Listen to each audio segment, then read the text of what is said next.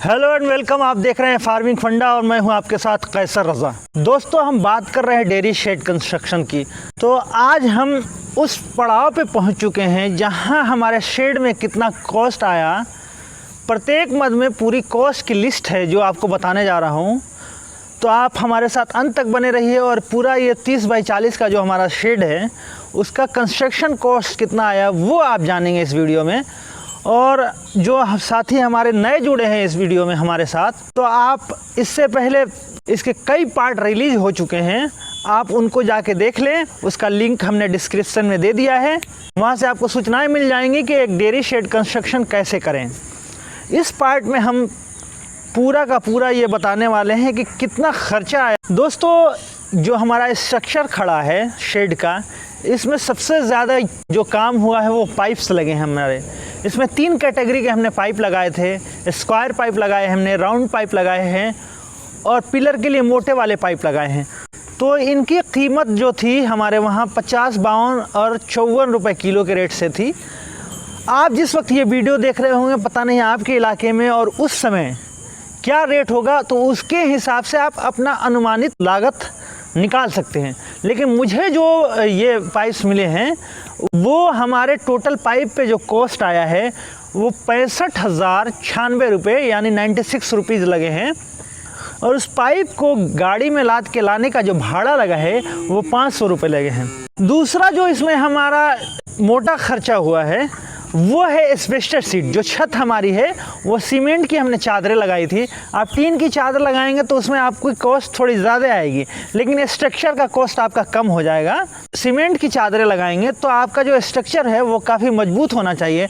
तो हमने इस वजह से सीमेंट की छत लगाई है, क्योंकि ये हीट रेजिडेंस होता है। जो टीन की चादरें होती हैं वो गर्म हो जाती है, हमारे पशुओं को गर्मी लगता है। और सर्दी के दिनों में क्या होता है, विशेषकर नॉर्थ इंडिया में कोहरा पड़ने लगता है तो उसमें बूंद बूंद टपकने लगता है टीन की छत में। तो हमने इसी वजह से फैसला लिया था कि एस्बेस्टस शीट जो लगाएंगे वो सीमेंट की चादरें लगाएंगे। तो हमने वो अच्छी क्वालिटी की लगाई है। तो उस पर हमारा कॉस्ट आया है 32,600 रुपये। और जो हमने एस्बेस्टस शीट का विवरण दिया उसमें उसकी पोलदारी यानी ढुलाई है, जो लादते हैं मजदूर, उसका कॉस्ट है। और ट्रेवलिंग का कॉस्ट है, जो ट्रैक्टर पर लाद के आया था उसका कॉस्ट उसी में इंक्लूडिंग है 32,600 में। और जो ऊपर हमने एस्बेस्टस शीट के जो आप बीच में ये देख रहे हैं, इस पर हमने जॉइंटर लगाया था, आप पीछे के वीडियो में देखे होंगे। तो जो जॉइंटर है और उसको लाने का खर्चा भाड़ा वो 3200 रुपये कुल है। अब बात करते हैं सिविल वर्क की। तो सिविल वर्क में हमारे ज़रूरत पड़ती है रेत की यानी बालू की, और बजरी जो यानी पत्थर होती है, गिट्टी होती है, हमारे वहाँ गिट्टी कहते हैं, और सीमेंट की। तो इस पे फिर हमारा एक मोटा अमाउंट खर्च हुआ था, वो था 64,740 रुपये। अब बात करते हैं अगले पड़ाव की। तो जो हमारा जो ईंट लगा था, जो हमारी बाउंड्री वाल हुई है 3 साढ़े 3 फीट ऊंची, उस बाउंड्री वाल पे, और जो हमने फर्श किया था उस पर ईंट की टुकड़ी जो होती है वो हमने 2-3 ट्रॉली मंगाई थी। तो टोटल ईंट जो हमारे कंस्ट्रक्शन में लगा है उस पर 30,700 रुपये। इसके अलावा हमने सीमेंट कलर लगाया है। आप हमारे पीछे जो खुरली देख रहे होंगे या बाउंड्री वाल जो हमने बनाई है उसमें ब्लू कलर का जो सीमेंट कलर है, तो सीमेंट कलर जो हमने यूज़ किया है उस पर हमारा खर्चा आया है 3,445 रुपये। इसके बाद अलावा हमने कड़े लगाए हैं, यानी पशुओं को बांधने के लिए जो कड़े होते हैं वो हमने लगाया है, जिसमें हमारा पशु बनता है। एक खुरली में हमने 2-2 कड़े लगाए थे, तो वो कड़ों पे हमारा खर्चा आया है 705 रुपये। इसके अलावा आपने देखा होगा वीडियो में पिछले कि हमने जो ड्रिंकर था वो हमने जो बर्तन लगाई थी उस पर प्लास्टर हमारा चढ़ता नहीं, तो हमने कील से उस पर जाली लगाई थी। तो उस जाली पे हमारा खर्चा आया था 180 रुपये। अच्छा, अब बात कर लेते हैं सिविल कंस्ट्रक्शन के लिए जो हमारा लेबर कॉस्ट आया। उसमें जो मिस्त्री थे वो और जो मजदूर थे उन तमाम पे हमारा लेबर कॉस्ट आया 49,100 रुपये।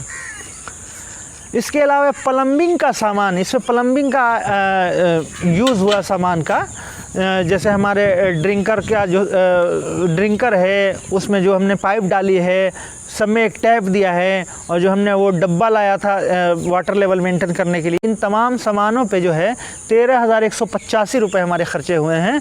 और जो हमारा प्लम्बर था हमने उसको दिए हैं 3,500 रुपये।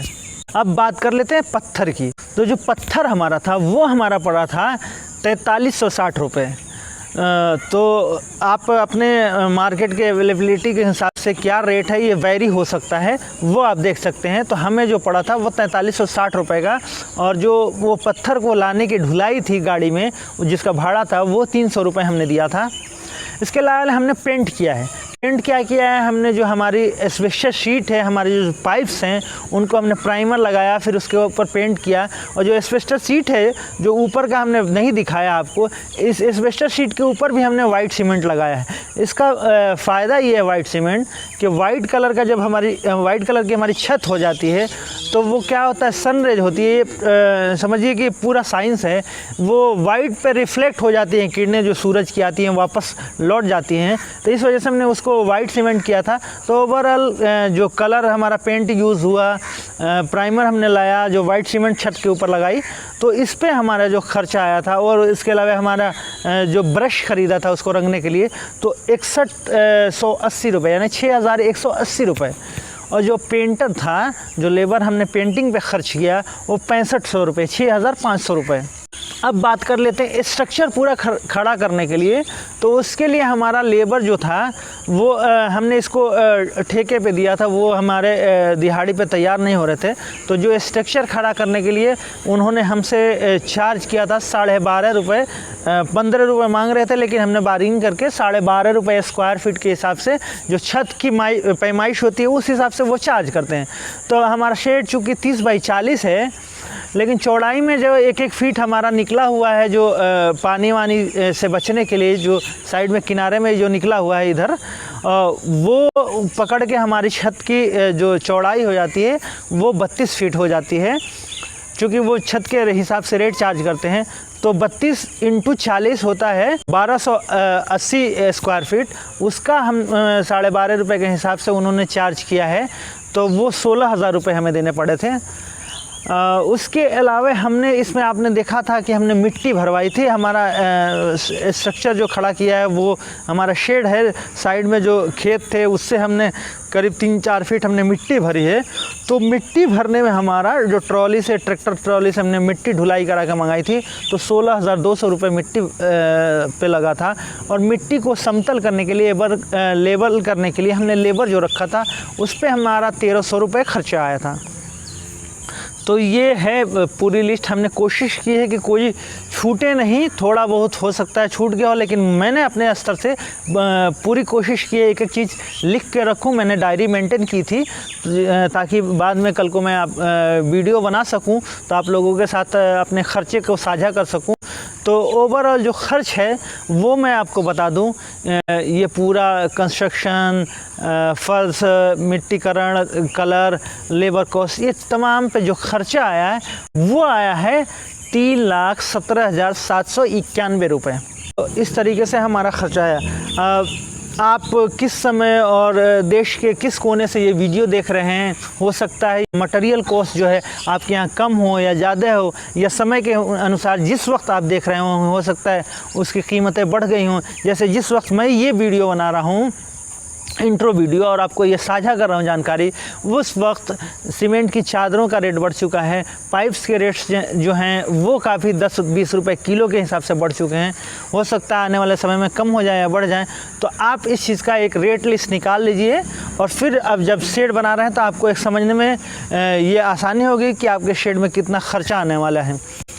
साथ ही साथ आपके यहाँ हो सकता है कि कुछ काम आप नहीं करें, इसमें हो सकता है कलर नहीं कराएं, ज़रूरियात चीज़ें, हमने एस्बेस्टस शीट को कलर कराया, आप ऐसे भी रख सकते हैं, वो आपका खर्चा बच सकता है। सिर्फ पाइप को कलर करा लें।